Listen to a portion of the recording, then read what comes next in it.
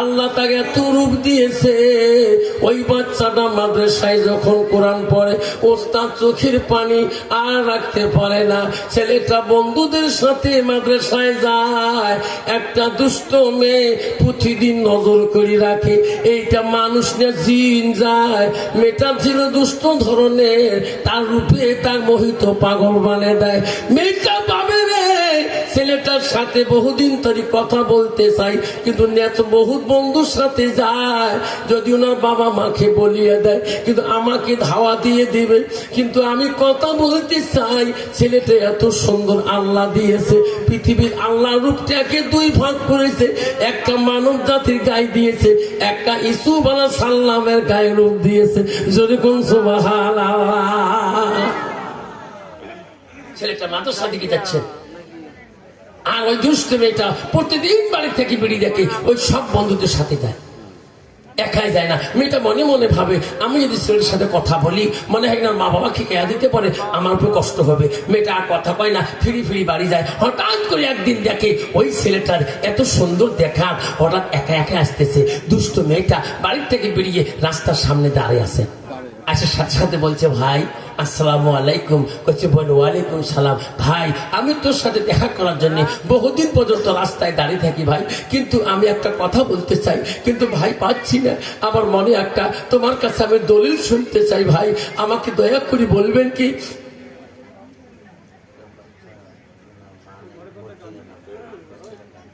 একটা বাচ্চা মার না মর্জি না, বাচ্চারা কাঁদতেছে, মা তুমি যেখানে থাকো না কেন এখানে আসি বাচ্চাটাকে নিয়ে দাও। আমার ছেলেটাকে বললো, ভাই আমি তোকে তোর জন্য বহুদিন রাস্তায় থাকি, তুমি এত বন্ধুদের সঙ্গে মাদ্রাসায় যাও, আজকে তুমি একা যাচ্ছ, আমার একটা দলিল তোমার কাছে শুনতে হবে। ছেলেটা বলছে, বোন আমাদের দলিলকে জানা থাকে তোমাকে বলবো। যেরকম সুবহানাল্লাহ। বল রে বলবো আর কি দলিল? দুষ্ট মেয়েটা বলছে, এখানে বলা যাবে না। বলে কেন? চল আমার সামনে বাড়ি আছে। ছেলেটা বলছে, মাদ্রাসার ছেলেটা বলছে, বোন আমি একটা কোরআনের হাফেজ, আমি মওলানা মানুষ পড়তেছি, আমি তোর বাড়িতে গেলে গ্রামের মানুষ কি ভাববে? আমি তোর বাড়িতে যেতে পারবো না। তুমি এখানে কি প্রশ্ন আছে? আমার যদি জানা থাকে তোকে আমি বলিয়ে দেব। মেয়েটা বলছে, না ভাই আমি তোর কাছে দলিল শুনবো, তুমি কেন বাধা দাও? আমার বাড়িতে যাবা, আমি তোকে সম্মানে বসতে দেব, আমি তোর কাছে হাদিস দলিল প্রশ্ন করি আমল করব। ছেলেটা বলছে, বলি রে এখন আমার মাদ্রাসা যাওয়াটা, আমি একাই পিছনে পড়ে গেছি, সব বন্ধুরা আগে গেছে। বলছে, ভাই বেশি সময় লাগবে না, এই পাশের বাড়িটা হয়। ছেলেটা ছিল সাদা বনের, ছেলেটা অত ভাবে নাই মেয়েটা যে দুষ্ট ধরনের। ছেলেটা আস্তে আস্তে মেয়েটার বাড়ির কাছে গেছে, আর বাড়িতে যখন ঢুকছে মেয়েটা বাইরে সদর গেটটা বন্ধ করে দিয়েছে। ছেলেটা বলছে, বলি রে বাইরের গেট বন্ধ কেন? কেন মানুষ দেখলে ভাববে কি? বলছে, না ভাই তুমি আসো, ঘরের ভিতরে আসো। বলছে, বোন বাইরে দাঁড়িয়ে আছি, তোমার প্রশ্ন বলো, তুমি মেন গেটের দরজা বন্ধ করো কেন? তখন বলছে, ভাই ঘরে এসো সব বলবো। ছেলেটা যখন ঘরের ভিতরে ঢুকছে, মেয়েটা ঘরের দরজাটা বন্ধ লক করে দিয়েছে। ছেলেটা বলছে, বোন বাইরের গেট বন্ধ করলি এখন ঘরের দরজা বন্ধ করি আমার কি প্রশ্ন করতে চাও?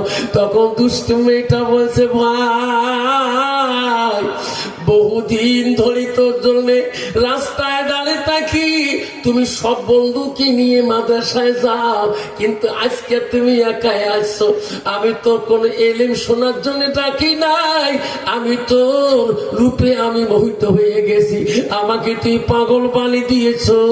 আজকে আমার মনের আশা পূর্ণ করে তুমি এই ঘর থেকে চলে যাবা। ছেলেটা কেঁদে কেঁদে বলছে, বলি রে আমি একটা কোরআনের হাফেজ।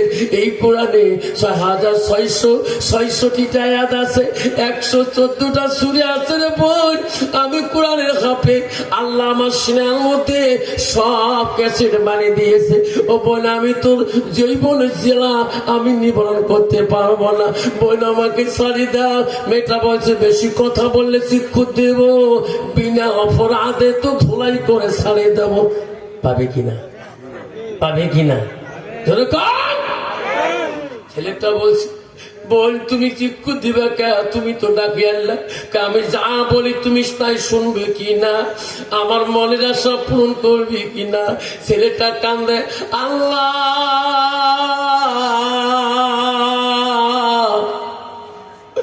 আল্লাহ তুমি ইজ্জতের মালিক। আল্লাহ আল্লাহ তুমি আমার ইলম রক্ষা করো। আল্লাহ আল্লাহ তুমি না বাঁচাইলে আর কেউ বাঁচাইতে পারবে না। ছেলেটা কান্দে, মেয়েটা বলে কান্দি লাভ হবে না। লাস্টে ছেলেটা বলছে, ও বলি রে, আমি তোর মনের আশা পূরণ করব, আমাকে একটা কথা দিতে হবে। কি? আমাকে 1 মিনিটের জন্য আমি তোর বাথরুমে যাব। ঠিক আছে চলো বাথরুমে। বাথরুমে যে পায়খানার ঘরে ঢুকলো, মেয়েটা পায়খানা বাইরে দাঁড়িয়ে রইলো। ছেলেটা ভাবলো, রে আমি ঘর থেকে বিরার পরে দৌড় মারবো, কিন্তু মেয়েটা তো আমার পিছন ছাড়ে না। পায়খানার ভিতরে যে ছেলেটা কান্দে, আল্লাহ তুমি যদি আমার কোরআন রক্ষা না করো, আল্লাহ এই কোরআন তুমি ছাড়া কেউ রক্ষা করতে পারবে না। আল্লাহ আমি কি বুদ্ধি করি? মেয়েটা ল্যাট্রিনের বাইরে দাঁড়ায় আছে।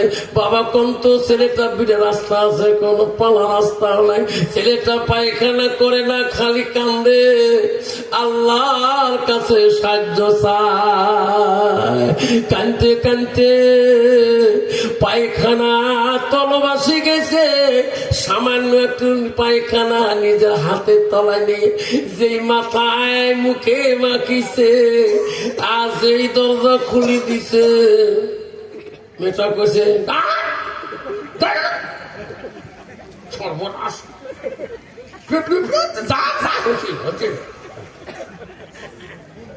গিরি চলে গেল। আল্লাহকে বল, আল্লাহ এটা আমার পায়খানা। আল্লাহ এই পায়খানা যুক্ত শরীর নিয়ে মাদ্রাসায় যেতে পারবো না। নদীর ঝর্ণায় নামে, নদীতে নামিয়ে কান্দে আর গোসল দেয়, পায়খানা গুলো সাফ করে নিজের পায়খানা গুলো। আল্লাহকে বলে, আল্লাহ